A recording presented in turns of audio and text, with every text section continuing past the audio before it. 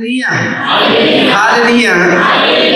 आपण प्रार्थना करूया. हे परमेश्वर पिता दयाळू बाबा, सुंदर दिवसाबद्दल तुझे आभार मानतो. महान परमेश्वर, आशीर्वादी परमेश्वर, तुमच्या वचनात चालणाऱ्या प्रत्येकाचा एक ही प्रार्थना आमच्या परमेश्वराच्या नावाने करतो.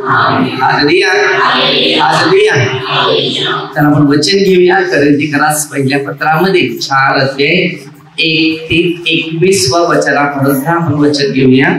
कोरिन्थीकरास पहिले पत्र 4 अध्याय वचन की आम्ही ख्रिस्ताचे सेवक व देवाच्या रहस्याचे कारभारी आहोत. बोल काय सांगतो? आम्ही ख्रिस्ताचे सेवक व देवाचे असे प्रत्येकाने आम्हाला मानावे. म्हणजे पौलाने ह्या गोष्टी शिकवलेल्या, त्या गोष्टी तुम्हाला पण आम्ही सांगू. जेव्हा देव एखाद्या माणसाची निवड करतो किंवा निवडले जाते, बरोबर? कारण 15:16 मध्ये ते वचन दिलेलं आहे. परमेश्वर आपल्याला निवडतो. निवडल्यानंतर त्या सेवकाचं, म्हणजे कोणाने कोरिन्थीकरास 11:1 मध्ये वचन तसं दिलेलं आहे. मी जसा ख्रिस्ताच्या अनुकरणात आहे तसे तुम्ही माझ्या अनुकरणात राहा. अनुकरण म्हणजे नक्की काय? ख्रिस्ताच्या मार्गाकडे जाण्याची आपण तयारी करतोय. आता योहान पण आला पश्चातापाविषयी सांगण्यासाठी, प्रभू येशू पण आला पश्चातापासाठी सांगितलं. प्रभू येशू स्वतः बलिदान पण झाला. हालेलुया. ख्रिस्तासाठी आपलं स्वतःचं जीवन दिलं. योहानाने पण तेच केलं. हालेलुया. म्हणजे सत्याकरता आपलं जीवन कसं घालवावं हे शिक्षण आहे. म्हणून त्याप्रमाणे सत्यामध्ये चालणाऱ्या लोकांना किती कठीण परिस्थिती येते, किती समस्या येतात, किती दुःख येतात, या जगाच्या अनेक व्यक्तीपासून. हालेलुया. आध्यात्मिक व्यक्ती जे आहेत ते लोक आध्यात्मिक गोष्टीकडे मन लावत असतात, शिक्षण घेत असतात आणि त्याद्वारे आध्यात्मिकचा अनुभव जोडत असतात. वचन 2 कारभारी म्हटला की तो विश्वासी असला पाहिजे. आता आपण देवामध्ये जीवन जगतो, वचनात चालतो, शिक्षणातही चालतो. तो विश्वासी असला पाहिजे. आता तुम्ही देवावर विश्वास ठेवतो, वचनाचं पालन करतो, नियमात चालतो, तर त्यावेळेला तो विश्वास देवावरच बसला पाहिजे किंवा जो कोणी शिकवतो त्याच्यावर तो विश्वास जोडला पाहिजे. आता आपल्यामध्ये तो विश्वास जोडत नसेल तर आपण देवाबरोबर जोडू शकत नाही किंवा देवाच्या सेवकाबरोबर पण आपलं नातं जोडू शकत नाही. हालेलुया. म्हणजे विश्वासाने प्रत्येकी प्रश्नाची जी उत्तरं आहेत ती आपल्याला शोधून मिळतात. हालेलुया. जसं विश्वास आमचा वाढत जाते तसं आम्ही देवावर विश्वासाच्या द्वारे चालण्याचा प्रयत्न केला जात असतो. तरी तुमच्याकडून किंवा मानवी न्यायाधीशांकडून माझा न्यायनिवाडा व्हावा. हालेलुया. तुमच्याकडून किंवा मानवी न्यायाधीशांकडून माझा न्यायनिवाडा व्हावा याचे मला काहीच वाटत नाही. मी स्वतःचा देखील न्यायनिवाडा करत नाही. तू काय बोलला? मी माझ्या स्वतःचा पण मी न्यायनिवाडा. आपल्या प्रत्येकानं शिकायचं. आपल्या प्रत्येकानं मध्ये 12:36 दिले. तुमचे, माझे, सगळ्यांचे न्याय होणार आणि जेव्हा ह्या न्यायामध्ये आम्ही आमचं भविष्य घालवणार. हालेलुया. त्या न्यायामध्ये आम्ही आमचं जीवन देवाच्या वचनाप्रमाणे तयारी केलं पाहिजे, जोडलं पाहिजे आणि वचनाचं पालन करून आपलं जीवन मजबूत केलं पाहिजे. वचन 4 कारण जरी माझे मन माझ्या विरुद्ध मला साक्ष देत नाही. कसं ते? कारण जरी माझे मन माझ्या विरुद्ध साक्ष देत नाही तरी तेवढ्यावरून मी निर्दोष ठरतो असे नाही. मी तेवढ्यावरून निर्दोष ठरतो असे नाही. माझा न्यायनिवाडा करणारा प्रभू आहे. हालेलुया. आपल्या सगळ्यांचा न्याय करणारा प्रभू आहे. आपण नेहमी प्रभूला पहिलं स्थान द्यायचं आणि भीतीमध्ये जायचं. हालेलुया. न्याय निवाडा हा प्रभू आपला करणार आहे, सगळ्यांचा, तुमचा, माझा, सगळ्यांचा. हालेलुया. प्रभूच्या वचनात चालत असताना आपली इच्छा नाही तर प्रभूची इच्छा नेहमी जोडावी लागते. हालेलुया. जर तुम्ही प्रभूच्या इच्छेने प्रवास करत आहे, त्या वचनावर आपलं भविष्यात प्रवास करत आहे, तर ते वचन आपल्या सर्वांना त्याचा मार्ग किंवा शिक्षण देत आहे. त्या समयापूर्वी म्हणजे प्रभूच्या येण्यापूर्वी तुम्ही न्यायनिवाडा करूच नका. काय आपण कोणाचा न्यायनिवाडा नाही करायचा. देव आपला स्वतः न्यायनिवाडा. आपल्या स्वतःचं मन स्वतःकडे नसते, ते कुठे ना कुठे पटकतच असते. बरोबर. मनात आहेत केलं मन कुठे ना कुठे भटकत राहते. हालेलुया. इकडे बसले तर कुठे जातील त्या पता नाही. घरी गॅस चालू करून आले का माहिती ना. हालेलुया. माणसाची मन जी असतात ती भटकती असतात, पण जेव्हा ज्याचं मन देवावर लागलेलं आहे त्याचं मन भटकत नाही. ज्या माणसामध्ये शैताना शक्तीचा काय पावर आहे तर त्याची मन स्थिर नसतात. योहान 14:1 वचन दिले. येशू आपल्या शिष्यांना सांगतो त्यांची मन स्थिर नव्हती. म्हणजे त्यांनी काय सांगितले, तुमची जी अंतःकरण आहे ती अस्वस्थ होऊ नये.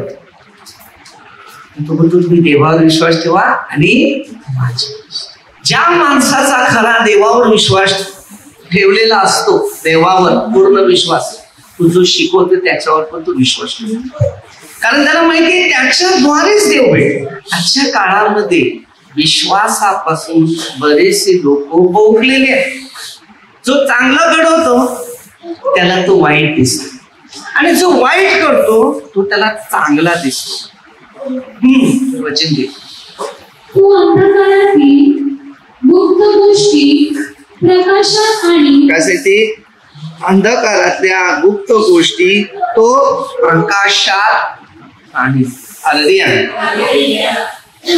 आता आपल्याला जीवनामध्ये गोष्टी अनुभवी आणायच्या किंवा शिकून घ्यायच्या.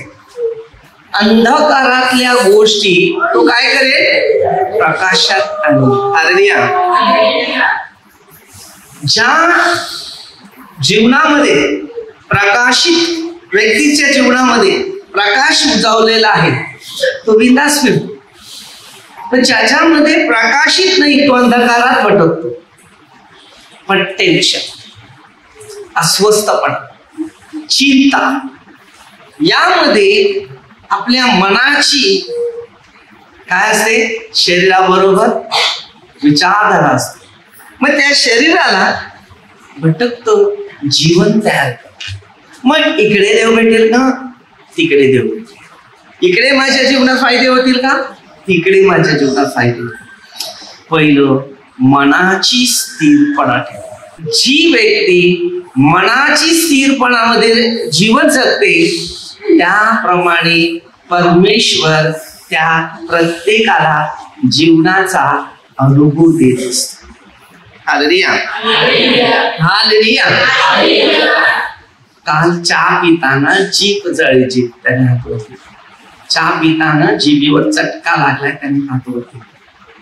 हालेलुया. आता तुम्ही प्रभूमध्ये आहे. प्रभू तुमच्या प्रत्येकाच्या आचार विचारावर तो लक्ष देत असतो. हालेलुया. जेव्हा आपण प्रभूमध्ये असतो तेव्हा आपल्याला प्रभूची पूर्ण जाणीव होते आणि विश्वास होतो. तेव्हा प्रभू आपल्या मेघांची काळजी घेत असते.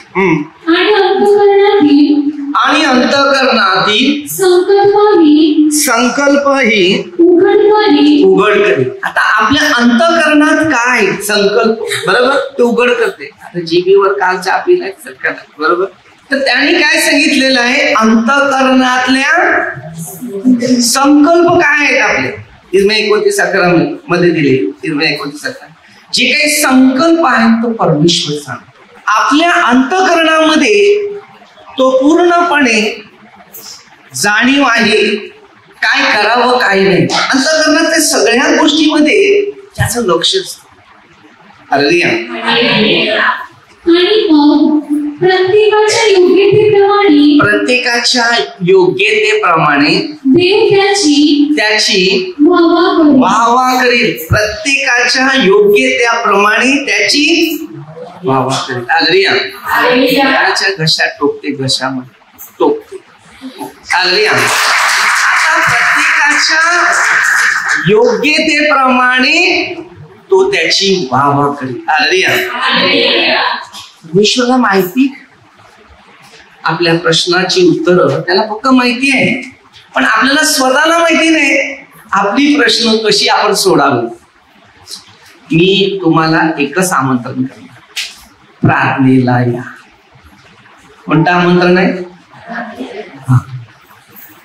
मग बाकी आल्यानंतर तुम्हाला काय पाहिजे तो स्वतःने त्याच्यावर विचार.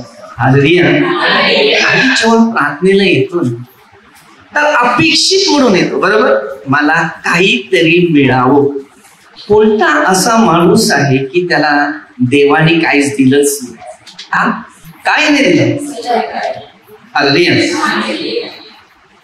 जेव्हा आम्हाला देव काही देतो ना, दिल्यानंतर थँक्यू बोलायचं, धन्यवाद.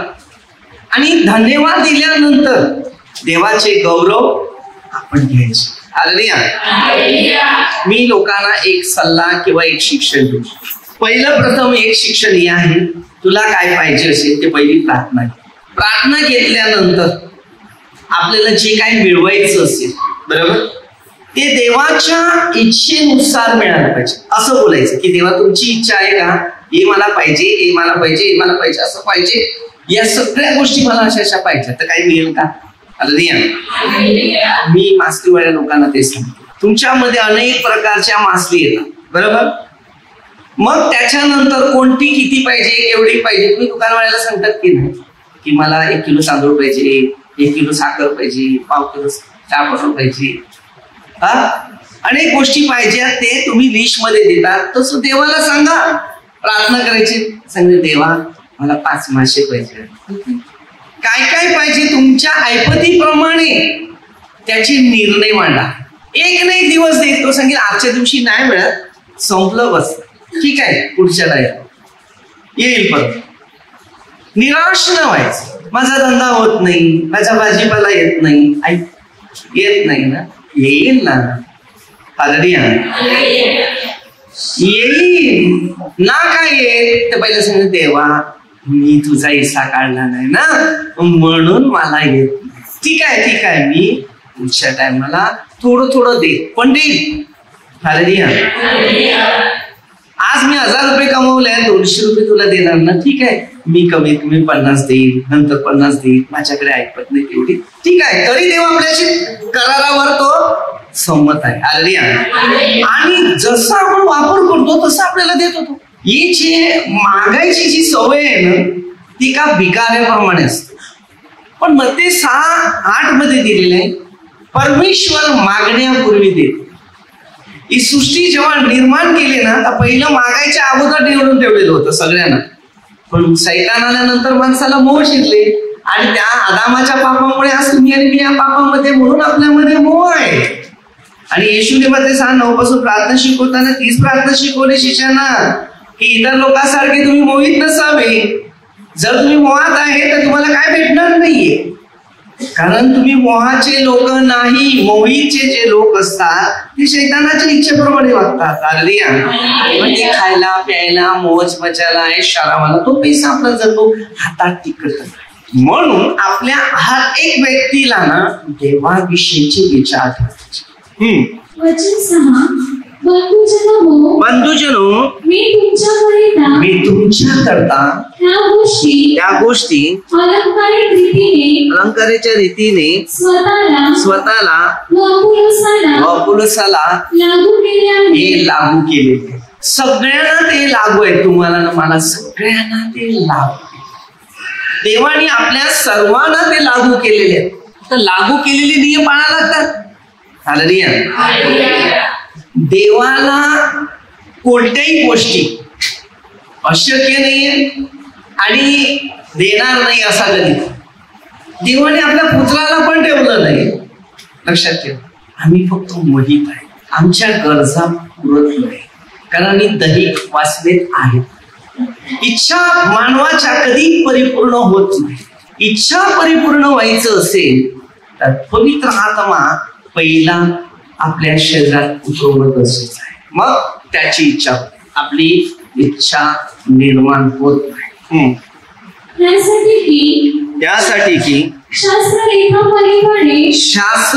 पलीकडे कोणी जाऊ नये. आता शास्त्र लिहिलेलं आहे, या पलीकडे जाऊन आपल्या माणसाच्या जीवनात प्रगती होणार नाही. म्हणून त्याने काय सांगितलं, कोणी शास्त्रलेखा पलीकडे जाऊ नये. आपल्याच इच्छेवर आपण लक्ष देऊ नये, तर देवाच्या इच्छेवर आपलं लक्ष केंद्रित केलेलं असलं पाहिजे. का केलं पाहिजे ते तुम्हाला सांगतो. हालेलुया. जेव्हा आम्ही देवाच्या वचनावर किंवा देवाच्या इच्छेवर जेव्हा आम्ही आमचं एक पवित्र जीवन जोडत असतो, तेव्हा आमच्या शरीरामध्ये देवाची ओळख होते. आपली ओळख झाली नाही देवाबरोबर. मला सांगा, तुम्ही देवाला ओळखतात? नाही ओळखत. हालेलुया. एका मित्रांबरोबर आपण फिरतात किंवा मैत्रिणीबरोबर फिरत असतात, बरोबर. मग देवाबरोबर का फिरत नाही? हालेलुया. कारण देवाची ओळख झालेली. देव आपल्या हर एक व्यक्तीसाठी मजबूती आहे. हर संकटात, हर दुःखात, हर समस्यात मदत देणारा फक्त प्रभू येशू आहे. हा धडा तुम्ही आम्हापासून शिकावा म्हणजे तुम्हापैकी कोणी एकासाठी दुसऱ्यावर फुगणार नाही. आपल्यामध्ये फुगण्याची तयारी नाही करायची. हालेलुया. एक दुसऱ्यावर फुगायचं नाही, एक दुसऱ्याचं वाईट करायचं नाही, एक दुसऱ्याचं नुकसान करायचं नाही, एक दुसऱ्याचं चांगलं. म्हणून जितकं चांगलं करत आहे तितकं देवाची उपस्थिती आपल्या हर एक व्यक्तीमध्ये एक उत्साही, आनंदी, शांती, सामर्थ्यात, ज्ञानात, वरदानात ही आपल्या जीवनामध्ये परमेश्वर आपल्याला देण्याची तुला निराळेपण कोणी दिले. आता तुम्ही विचार करा, आपल्याला देवाने निराळापणा कोणालाच दिला नाही. आता का दिला नाही मला सांगा. आपल्याला निराळापणा का नाही दिला? की आम्ही देवाच्या मार्गाकडे चालले नाही म्हणून.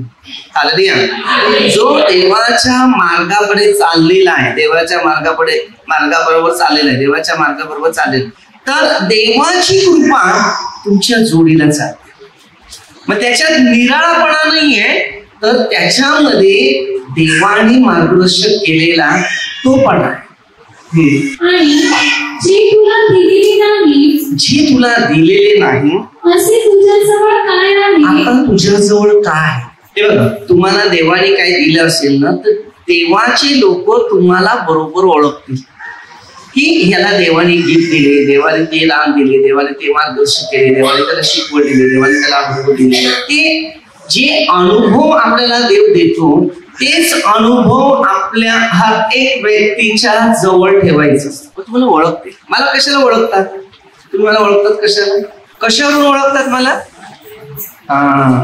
कारण मी देवाला ओळखलं, देवाने मला ओळखलं, बरोबर. तुम्ही मला ओळखलं कारण मी तुम्हाला वचन दिलं. आज बघता तुम्ही काय काय केंद्राच्या दृष्टीत ना, हे मंदिर कसं सुशोभित बनत चाललेलं आहे, वचनाने भरलेलं आहे, बरोबर. हर ठिकाणी बघेल तिकडे तुम्हाला बायबलच दिसेल. कारण यावरून माणसाला ओळख होते की देव शब्दाने चाललेला. ती शब्द आहे आणि हे शब्द तुम्ही वाचतील तेव्हा त्या शब्दामध्ये तुम्हाला देवाची उपस्थिती दिसेल. आपण मूर्त्या बघतो, त्या मूर्तीमध्ये देव नाही, त्या वचनामध्ये देव आहे. तुला दिलेले असता दिलेले नाही असा अभिमान तू का बाळगतोस? आपल्या प्रत्येकानं एकेकाला अधिकारी दिले. अधिकारीच माणसाला फक्त तो अधिकार दिला. आपल्याला जर अधिकार दिलेला नाही तो अधिकार आपण पाहू शकतो. अधिकार कसा असते माहिती? प्रभूचे कामाची नेमणूक बनले जातात आणि ते नेमणूक केल्यानंतर त्यांनी प्रामाणिकपणे देवाच्या शिक्षणावर आणि वचनावर त्यांनी लक्ष देऊन पुढे चालायचा प्रयत्न करायचा. आपल्याला माहितीये की देव आपल्या घरी येतो वचनाच्या द्वारे. आपण त्यांना स्वागत करत नाही. आज लोकांच्या घरोघर फिरतात मूर्त्या, त्या मूर्ती आहे. इकडे भूत शक्ती वाढते, भूताची शक्ती वाढते, आत्म्याची शक्ती नाही, दुष्ट आत्म्याची शक्ती वाढते. त्यामध्ये 10 ते 20 मध्ये दिलेले आहे. परश्ची यत्न करतात देवाला तर भूताना तुम्ही भूतांची सहभागी होऊ नये. येतनामध्ये ते जाते, मूर्तीमध्ये प्रवास केला जातो. आणि ही मूर्ती जी आहे ती पहिल्याच नियमाविरुद्ध आहे. मोशेचे पहिले 10 आज्ञांमध्ये दिलेले आहे. परंतु आज लोकांचा जवळ ऐतिहासिक गोष्टी जी आहेत ते फारूच्या गुलामगिरीच्या आहेत. मनुष्य वचनाला डिमांड द्या, कारण पवित्र शास्त्रामध्ये वचनच घेऊन लोक पुढे चालले, मुद्दे घेऊन पुढे चालले नाही. प्रभू येशू तोंड उघडून शिकवायला लागला. बरोबर, इकडे वचन दिलेले आहे वेदीवर. काय हे शिकवणारे तोंडाने शिकवतात, कोणत्या मूर्तीच्या द्वारे शिकवले जात. जिकडे मूर्ती आहे तिथे भूत दुष्टात. कारण देवाचे नियम नाही, ते शैतानाचे नियम असतात. आणि ते तुम्हाला ना मला समजणार नाही. ज्या दिवशी योहान 8:32 समजेल ना, सत्य तुम्हाला बंधनातून मुक्त करेल. जर तसं असताना हे पवित्र शास्त्रात वचन नसती लिहिली असती, प्रत्येक देवाची दर्शनं दिली असती, म्हणजे ड्रॉइंग दिले असते. हालेलुया. पुनरुपित हालेलुया. आज आपण क्रॉस बघतो. क्रॉस हे काय चिन्ह आहे? शापित आहे. पण तो शापित असताना आमच्यासाठी जीवनदाता. टांगणारा मनुष्य शापित आहे. हालेलुया. टांगणारा मनुष्य शापित आहे. झाडावर टांगलेला असो का झाडावर खेळलेला असा शापित आहे. तो चोर होते, येशूला मध्ये टाकला. हालेलुया. तो शापित नव्हता. तुमच्या आणि माझ्यासाठी तो शापित झाला. म्हणून कधी तिकराच पहिल्या पत्रामध्ये 18 ज्याचा नाश होत आहे त्याला वधस्तंभाचा संदेश मूर्खपणाचा. असं पण मूर्खपणाच्या गोष्टीमध्ये चालत आहे. संदेश आहे तो बलिदान झालेला, पुनरुपित झालेला. आपण या सगळे क्रॉस बघतो. बरोबर, हा लाल क्रॉस आहे, तो लाकडी क्रॉस आहे. लाकडावर खेळलेला तो पुनरुपित झालेला आहे. क्रुसावर मूर्ती टांगलेली नाहीये. आज आपल्याकडे ती मूर्ती टांगलेली आहे. जो पुनरुपित झालेला आहे तो पुनरुपित त्याच्यावर उतरलेला आहे. त्या क्रुसावर बलिदान आपल्या पापांसाठी शापित झालेलं होतं. त्याच्यातून तो बाहेर उतरलेला आहे. त्याच्यामुळे त्याच्यावर मूर्तीच राहिली नाही. पण आज आपल्याकडे अनेक ठिकाणी बघतो तर मूर्ती टांगवलेली असते. मनुष्यच त्याला बनवतो. ज्याने माणसाला बनवलं, बरोबर, तो मनुष्य आज मूर्तिकारक बनला. मूर्तिकारक नाही, लालची बनला. कारण त्याच्यावर पैसे मिळेल. प्रभूच्या सुवार्तेवर, प्रभूच्या शिक्षणावर, त्या प्रभूच्या नियमावर जो चालणारा व्यक्ती आहे, रोजची भाकर खाऊन समाधानी. हालेलुया. तो समाधानी आहे. आम्ही समाधानी नाही. आमच्या मध्ये समाधान म्हणून दिसत नाही, कारण समाधान आम्ही कधी आमच्या जीवनामध्ये उतरवलं. म्हणून ना हे पवित्र शास्त्र आहे, हे बोलण्यामध्ये आहे. देवाचे शब्द आमच्या शरीरातून उतरत नाही, मुखातून उतरत नाही. पण मात्र शैतानी शब्द आमच्या मुखातून निघतात. शिव्या, भांडण करणं, खोटं बोलणं, चोरी करणं. शब्द तो देव होता, परंतु शब्द आज आमच्यामध्ये देवासहित नाही. आज आमची कृत्य आमच्या प्रत्येकाला एक आत्मिक शक्तीच्या द्वारे जोडावी लागते.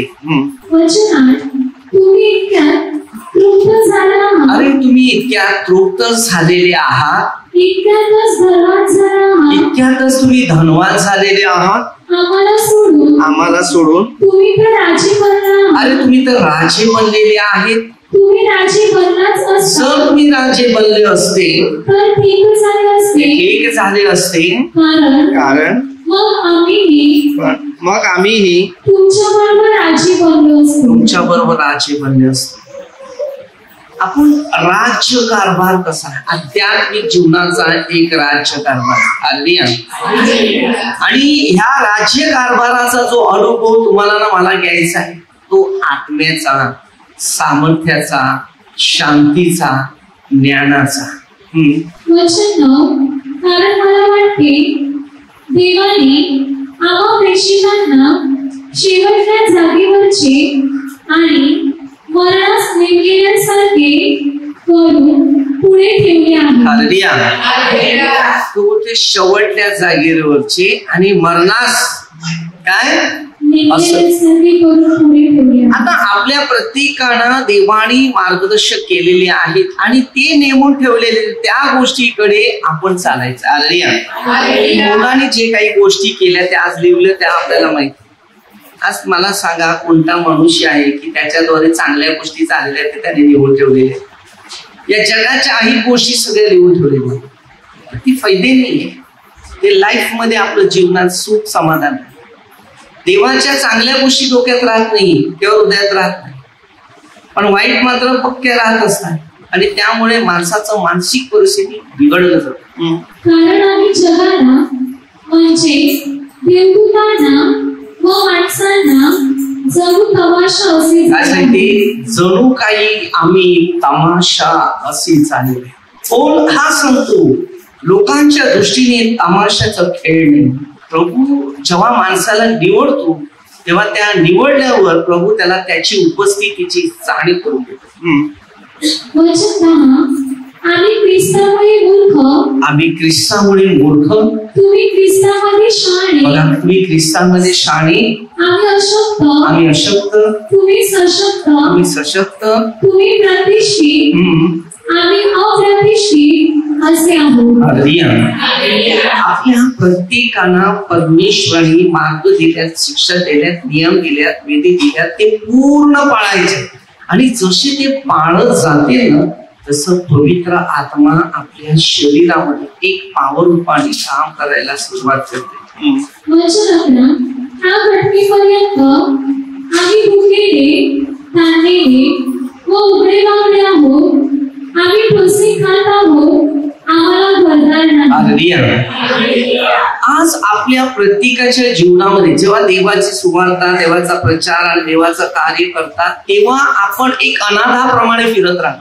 तेव्हा तिकडे मोह नसतात, इकडे हे पाहिजे ते पाहिजे, काय नाही. तिथे प्रभूची उपस्थिती पाहिजे आणि जिथे प्रभूची उपस्थिती राहील तिथे शांती.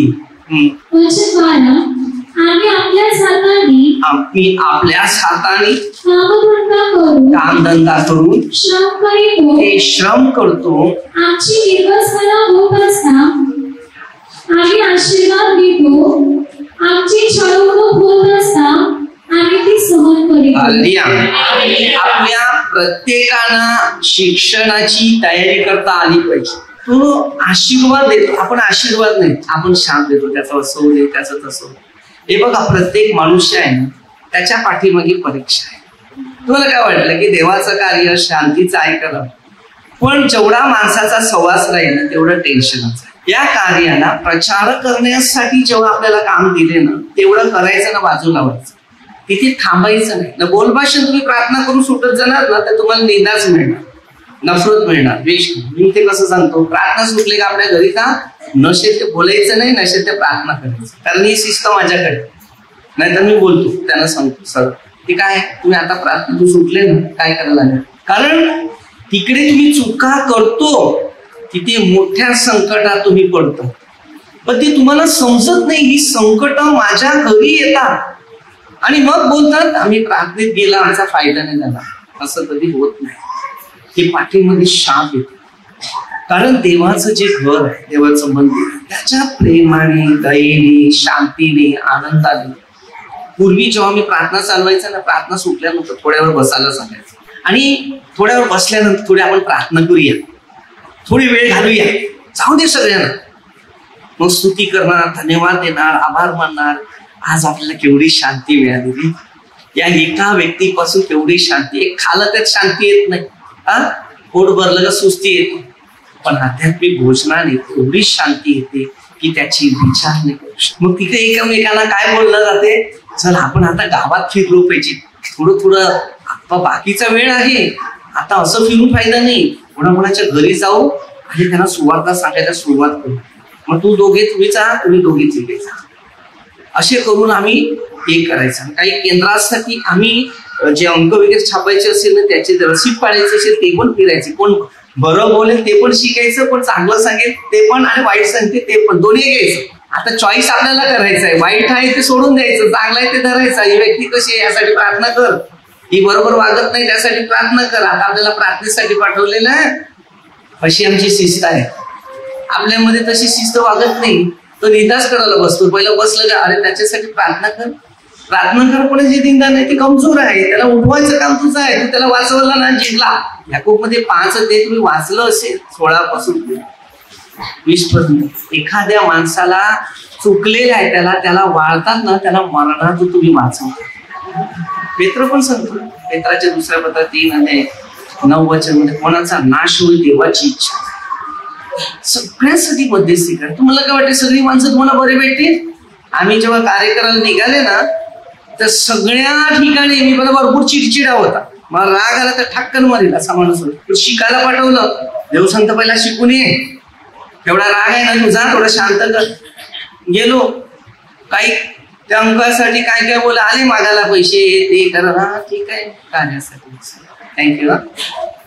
2 शब्द चांगले दिले, थँक्यू बोलायचं. माकडे नका बघत जाऊ असं. त्यांना सांगायचं ठीक ना, हसायचं. ही जी सवय आम्ही लावली आणि तिथून हळूहळू करता करता शिकायला मिळालं. काही घरी स्वागत केलं, चहा घेता नाही सांगितलं धन्यवाद, हात नाही जोडले, फक्त असं हात करायचं. धन्यवाद प्रभूला सांगतो, त्यांना नाही सांगतो. तो शब्द प्रभूचा होता ना, तुम्ही चांगले बोलले ना, तो प्रभूचा शब्द आहे. धन्यवाद प्रभू. तर शब्द देव बोलला. जो व्यक्ती चांगलं बोलतो तो देव बोलतो, तेव्हा त्यांचा आदर्श करा. ही शिक्षण आहे. आम्ही काय शिकले? प्रार्थना करायला शिकले. पहिलं शिक्षण घ्या, सहन कसं करावं, कंट्रोल कसं करावं. तुम्ही सांगितलेलं मी याच्याशी बोलत नाही, त्याच्याशी बोलत नाही, मी तिच्याशी बोलत नाही, इकडे वेदीवरून चढून उभे राहिलेले आहेत. काय मनात उगा असं कार्य होते का? काय वाटते तुम्हाला? काय वाटते मला सांग. माझ्या मनात कोणाविषयी राग आहे, मी या वेदीवर उभा राहणं योग्य नाही, मला स्वतःला पण ते पडत, मी धरून ठेवत पण. कारण शिस्तामध्ये राग कधी ठेवायचा आहे? शैतान तुमच्या जोडीला असेल तेव्हा. शैतान नाही ना, देव आहे ना. राग पकडणारा शैतान. शैतानाचं काम काय? बिघडवायचं. ही शिक्षण घ्या. पौलाची काही पत्र अशी लिहिलेली आहेत ना, म्हणजे शिकण्यासारखं आहे. बायबल वाचा, शिकायसाठी वाचा. असं नाही मी बायबल वाचा पडपड वचन देतो, ते काय फायदा नाहीये. पौल पण सांगतो 10,000 वचनापेक्षा 5 समजून दे, 5 समजून दे.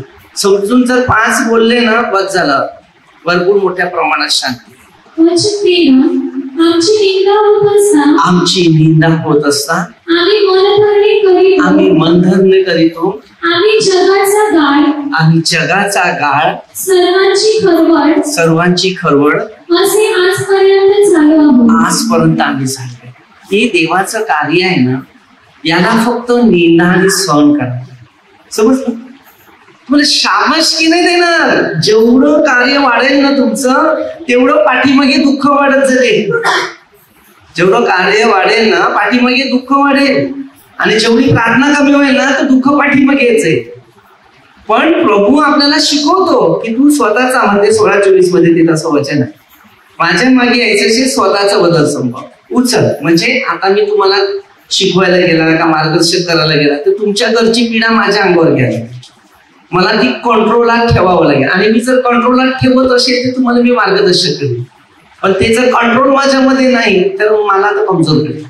हे शिकायचं. माणसामध्ये राग का जास्त येतो? पाप जास्त असते. शैतान रागिष्ट होता ना, तो पापी होता ना, म्हणून त्याच्यामध्ये नफरत होती सगळ्या बाबतीत. तुम्ही प्रार्थनेत असल्यानं तुमची नफरत काढायची असेल तर पहिलं प्रथम काय करावं लागेल?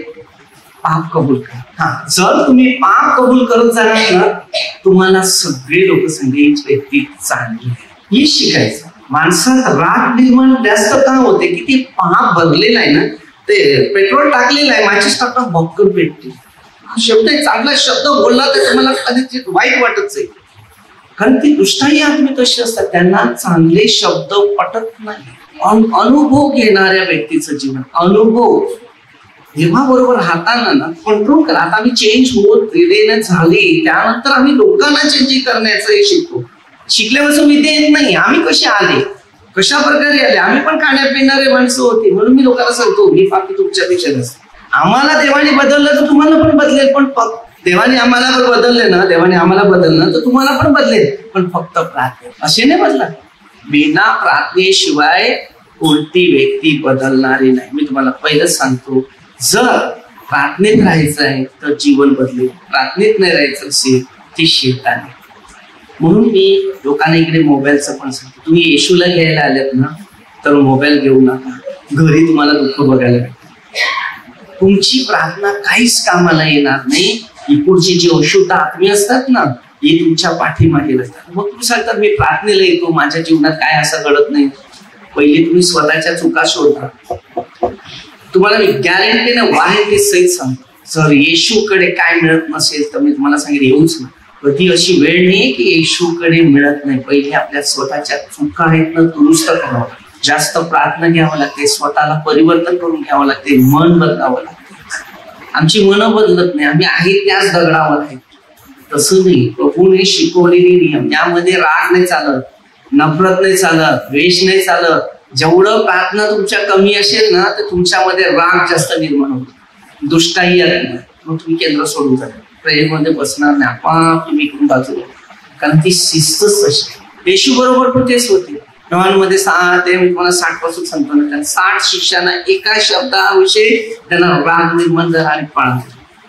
शेवटी पेत्राला पण तुला पण जायचं असेल, बाकी काय करेल. तेव्हा 16-32 तुम्ही आपापल्या घरी जाणार. म्हणून मी प्रार्थनेमध्ये कोणाकडे पैसे, खाणं, वस्तू मागायला बसणार. मला माहितीये की माझी एक चूक जर तुमच्या समोर उभी राहिली ना तर तुम्ही प्रार्थनेला येणार, कारण माणसाचा तो स्वभाव तसा आहे.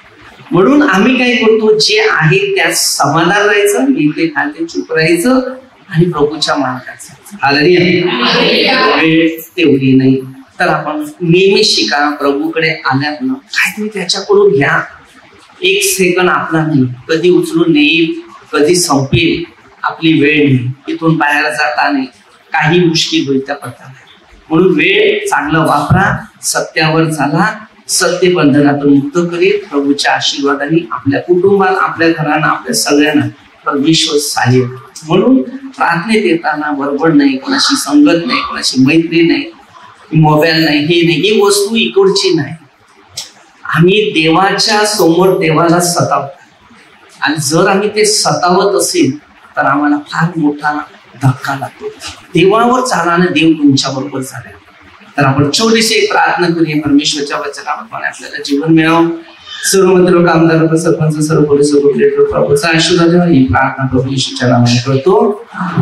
Hallelujah, hallelujah.